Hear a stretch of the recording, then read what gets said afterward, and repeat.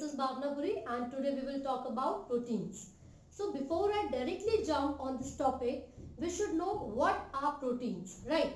See, whenever we eat food, there are a lot of components like proteins, vitamins, fats, carbohydrates.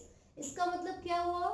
That these all components are very important in our diet. ठीक है? तो बिल्कुल वैसे ही जो proteins हैं वो हमारी डाइट के बहुत ही इंपॉर्टेंट कंपोनेंट्स हैं। अब क्वेश्चन ये उठता है कि प्रोटीन बना किस चीज से है या फिर हमारी डाइट में प्रोटीन की जरूरत क्या है, उसका फंक्शन क्या है ना? तो proteins are basically biomolecules. Proteins are biomolecules. Biomolecules का मतलब है कि लिविंग ऑर्गेनिजम्स में उनके टिश्यूज में जो मिलते हैं कार्बन के compounds, right? So the carbon containing compounds that are discovered or found in the living tissues, these are called biomolecules.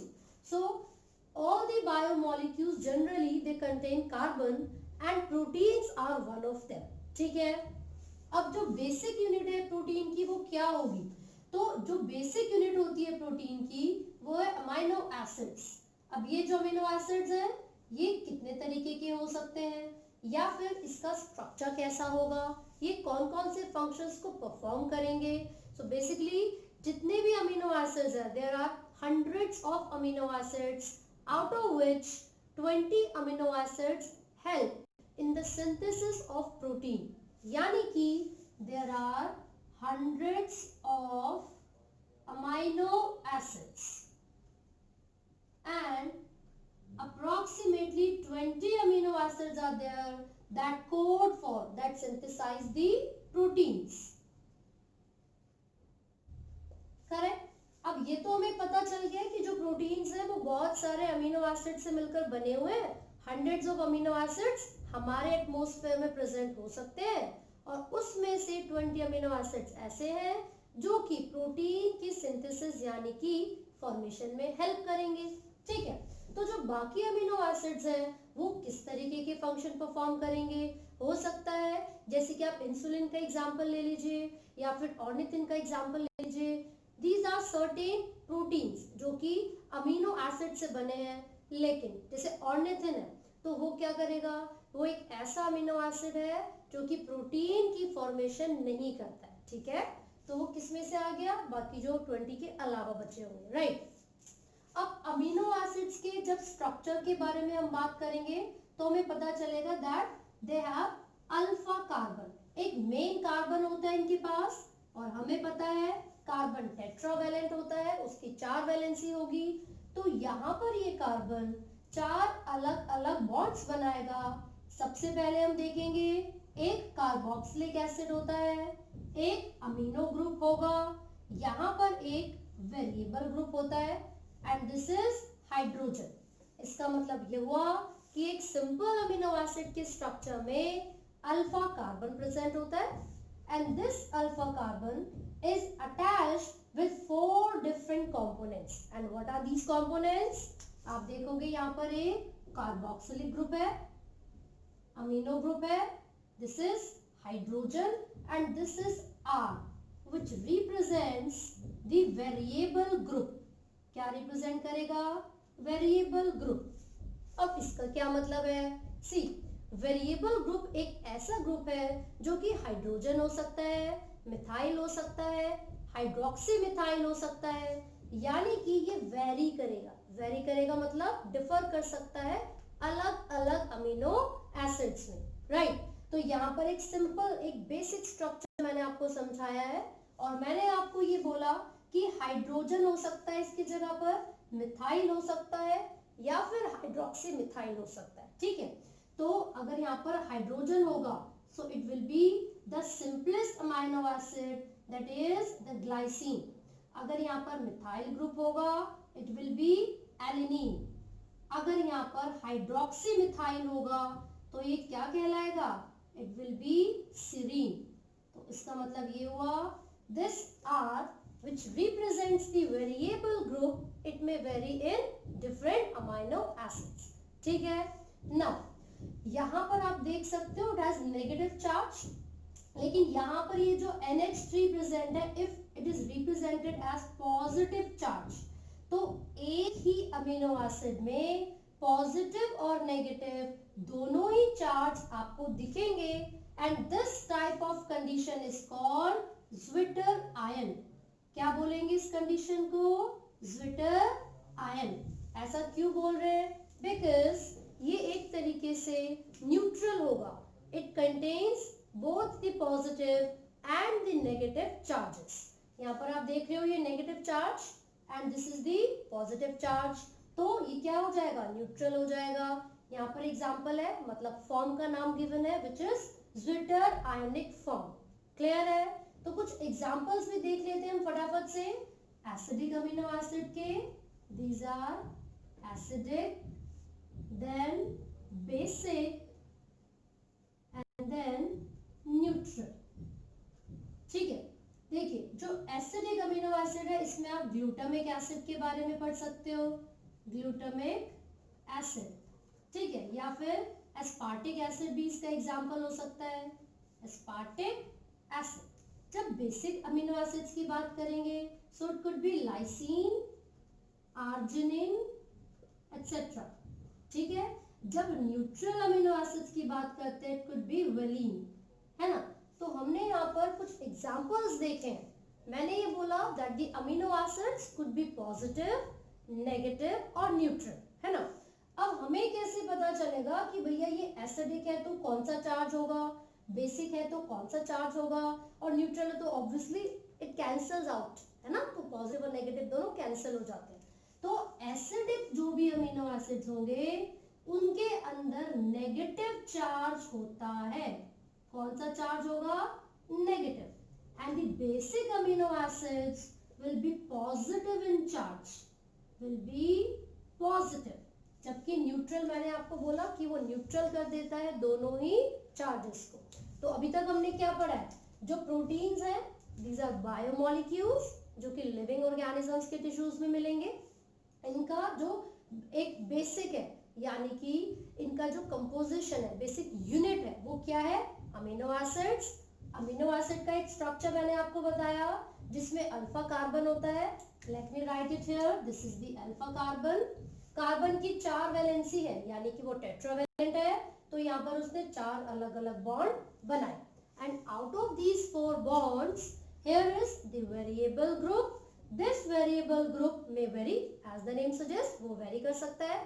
तो यहाँ पर क्या क्या हो सकता है? हाइड्रोजन हो सकता है, मिथाइल ग्रुप हो सकता है, या फिर हाइड्रोक्सी मिथाइल भी हो सकता है। सो इसका मतलब ये हुआ कि जो ग्लाइसिन है वो तो सिंपलेस्ट अमीनो एसिड हो गया, आर की जगह पर यहाँ पर हाइड्रोजन ऐड हो गया। ठीक है, now these amino acids could be acidic, basic and neutral. ये तो हमने इनके बारे में डिस्कस कर लिया। Now we will talk about their essentiality, यानी कि ये जो अमीनो एसिड्स होते हैं क्या ये हमारे लिए एसेंशियल हैं या फिर ये नॉन एसेंशियल हैं।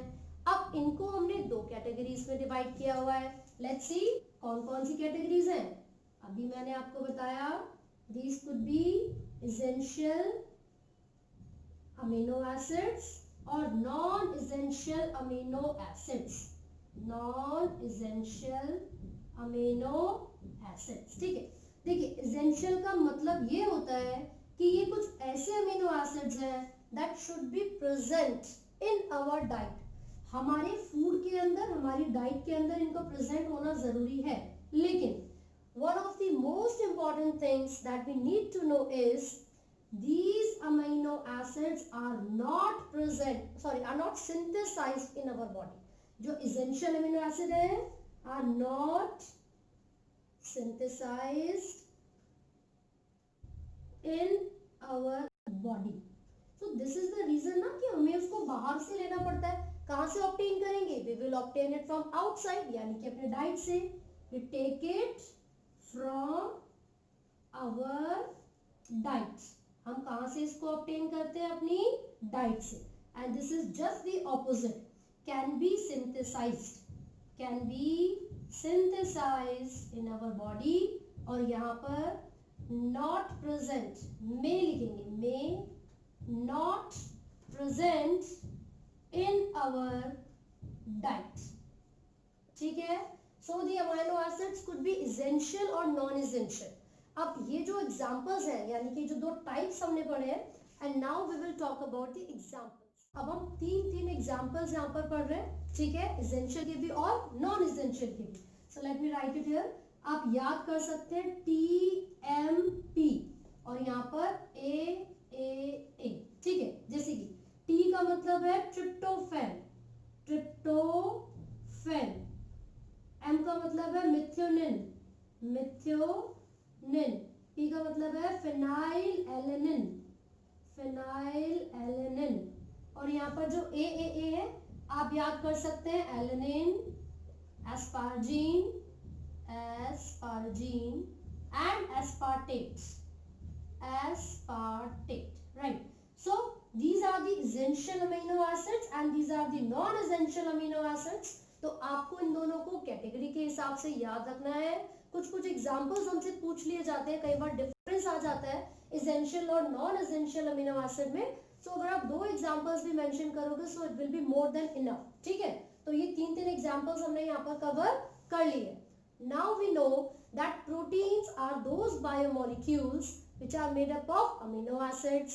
There are hundreds of amino acids, out of which 20 amino acids are there that code for the protein, जो कि प्रोटीन की सिंथेसिस में हेल्प करेंगे। लेकिन कुछ अलग से भी हो सकते हैं जो अलग अलग फंक्शंस परफॉर्म कर रहे हैं। हिस्टामिन का एग्जांपल ले सकते हैं आप, ऑर्निथिन का एग्जांपल ले सकते हैं। तो जैसे ऑर्निथिन था वो यूरिया साइकिल में इन्वॉल्व होता है, जो हिस्टामिन है वो एलर्जिक रिएक्शन में इन्वॉल्व है, ठीक है, लेकिन वो प्रोटीन सिंथेसिस नहीं कर रहे हैं, है ना। तो बच्चे कंफ्यूज हो जाते हैं कि बस 20 अमीनो एसिड्स है इन टोटल। नो, टोटल तो हंड्रेड्स ऑफ अमीनो एसिड्स हो सकते हैं, लेकिन जो प्रोटीन की सिंथेसिस कर रहे हैं वो 20 अमीनो एसिड्स है, ठीक है। तो चलिए अब हम आगे बढ़ेंगे। Now we will talk about the structure of protein, right. देखिए जो प्रोटीन्स होते हैं ये जब भी हम स्ट्रक्चर की बात कर रहे हैं तो मैंने अभी तो बता ही दिया है अमीनो एसिड से मिलकर बने। अब इनका स्ट्रक्चर कैसे बनेगा उससे पहले you should know about the bonds which are formed between many amino acids, ठीक है। देखिए हम एक अमीनो एसिड यहाँ पर बना लेते हैं, ये दूसरा, यहाँ पर हाइड्रोजन हो सकता है, methyl group, sorry carboxylic group, then amino group, it could be variable group. आप यहाँ पर मिथाइल ग्रुप ले लीजिए, हाइड्रोजन ले लीजिए, हाइड्रोक्सी मिथाइल ले लीजिए, व्हाटएवर यू वांट, ठीक है। अब अगर यहाँ पर ये COO नेगेटिव है, अगर मैं ये नेगेटिव हटा दूं इट कुड बी COOH। ये क्या रिप्रेजेंट कर रहा है? This represents the carboxylic group, the carboxylic group, है ना। और यहाँ पर ये जो NH3 है it will be having sign कौन सा? पॉजिटिव का।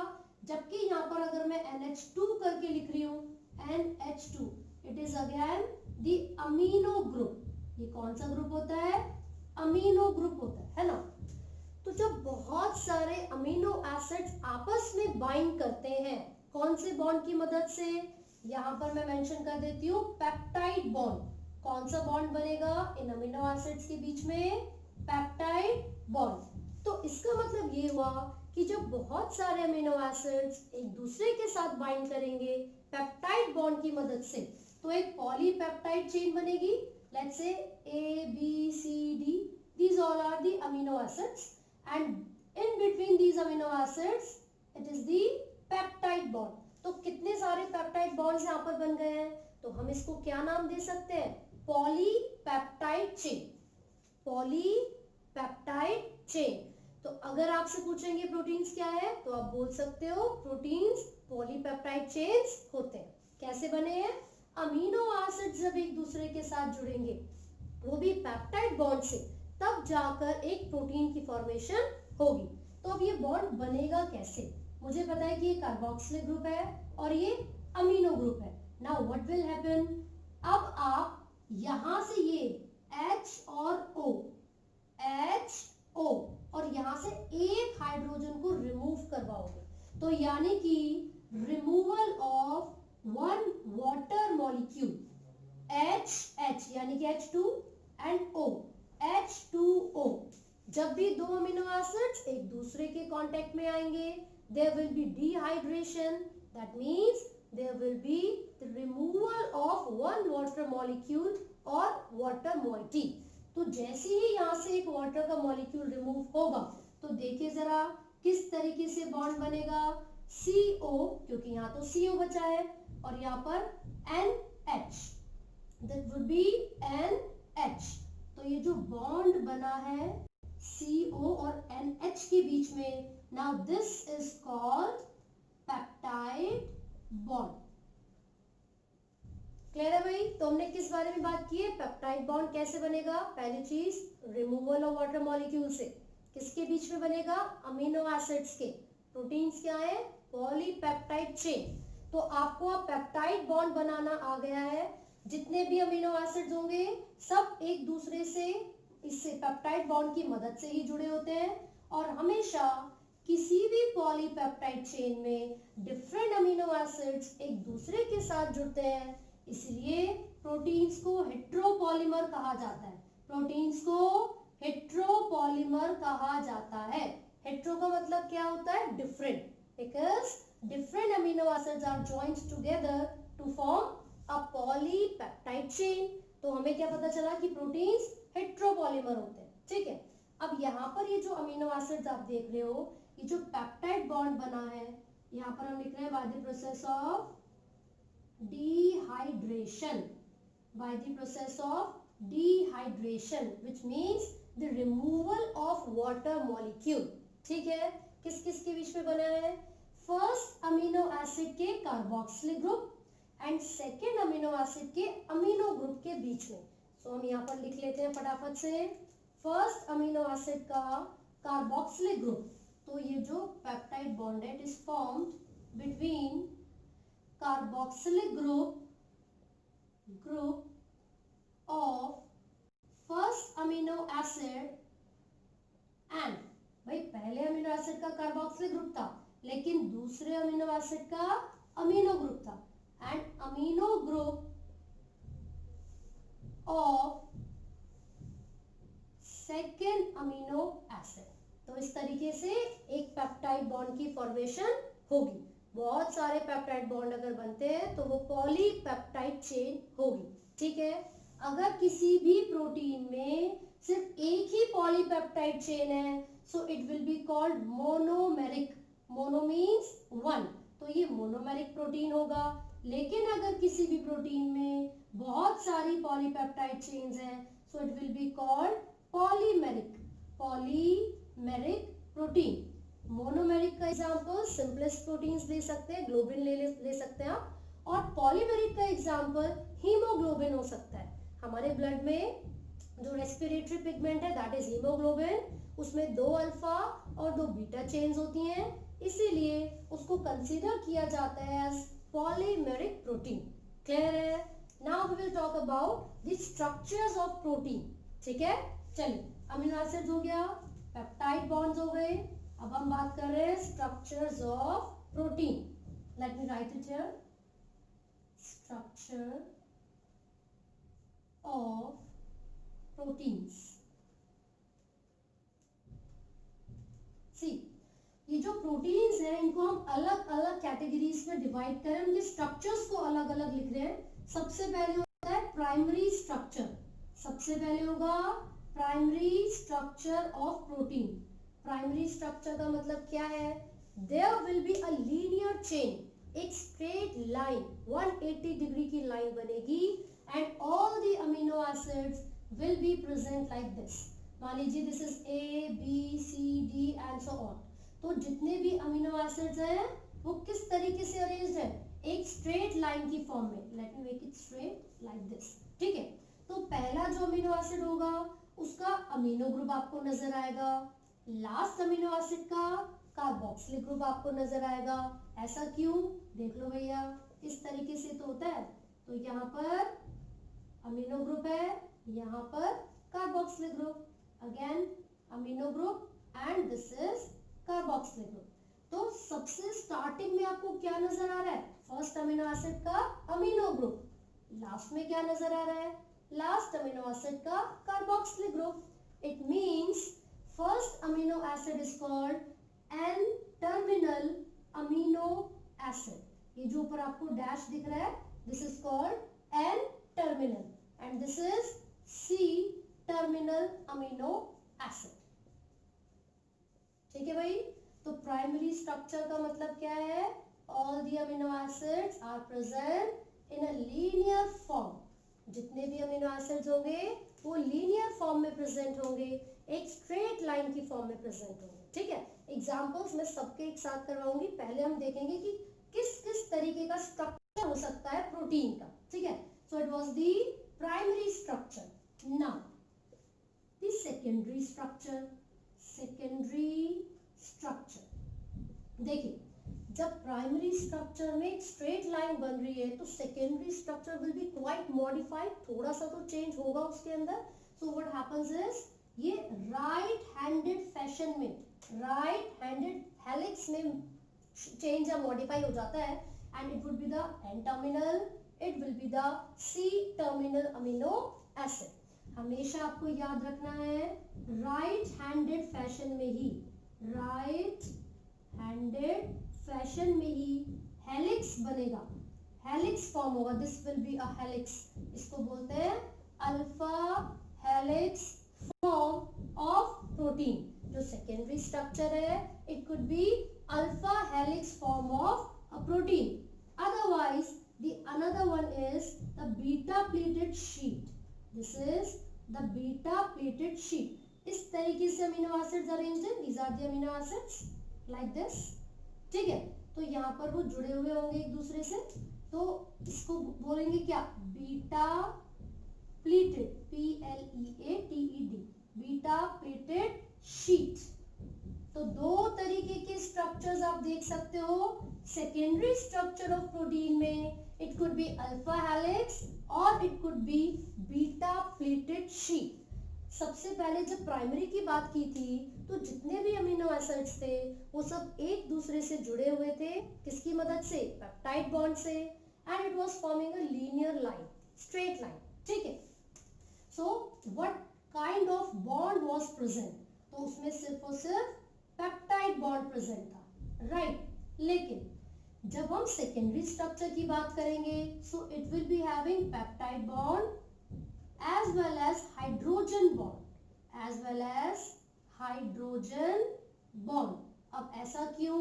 ऐसा इसलिए ताकि स्टेबिलिटी मिल सके, ताकि स्टेबिलिटी मिल सके, इसलिए यहाँ पर हाइड्रोजन बॉन्ड भी प्रेजेंट होगा। Now the tertiary structure of protein, tertiary structure of protein. See, जब प्राइमरी स्ट्रेट था, सेकेंडरी में थोड़े से फोल्ड आए, टर्शियरी में ज्यादा फोल्ड आएंगे। The amino acids will overlap each other। ये जो अमीनो एसिड्स होंगे जो कि प्रोटीन की फॉर्मेशन कर रहे हैं, ये क्या करेंगे? एक दूसरे के ऊपर ओवरलैप हो जाएंगे। जैसे ऊन का गोला होता है ना, एक वुलन बॉल होती है हॉलो, खोखली, बिल्कुल उसी की तरीके से ये एक दूसरे के ऊपर ओवरलैप करेंगे, and this tertiary structure of protein will be formed. Now the quaternary structure of protein, quaternary structure of protein. अब क्वाटरनरी स्ट्रक्चर में क्या होगा? यहाँ पर तो एक ही पॉलीपेप्टाइड चेन आपने देखी थी, है ना। अब क्वाटरनरी स्ट्रक्चर में क्या होता है?